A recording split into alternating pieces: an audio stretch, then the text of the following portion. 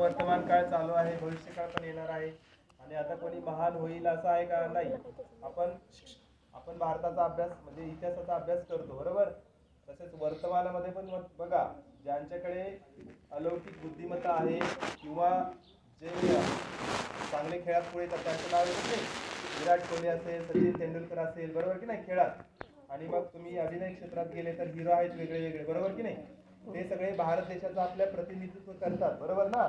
आणि जुने लोक आहेत त्यांनी आपल्या भारताला स्वातंत्र्य मिळवून दिलं, जे क्रांतिकारक आहेत, देशभक्त आहेत आणि त्याचाच वारसा पुढे आपण चालवत आहोत. आणि हे आपल्याला असंच पुढे न्यायचं आहे रोहिता. आणि तुमच्यातूनच बघा, आपल्या डहाणूमधून पण बरेचसे खेळाडू राष्ट्रीय पातळीवर जात आहेत. आपण कमी समजायचंय का? नाही.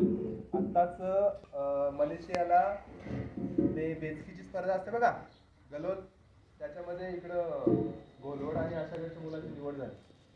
ते मुलं आंतरराष्ट्रीय खेळण्यासाठी जाणार आहेत. आता नॅशनलमध्ये ते जिंकले, भारत देशाकडून खेळले, त्याच्यात जिंकले आणि आता जगाची स्पर्धा होणार आहे, त्याच्यात त्यांचं सिलेक्शन झालंय, तर ते पुढे जाणार आहेत.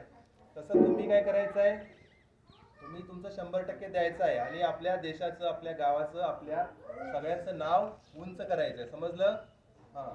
आणि बघा त्याच्यानंतर सर्व मुलं तुम्ही बसून बोलताय, उभा राहून बोलताय, समोगीत बोलायचं तुम्ही.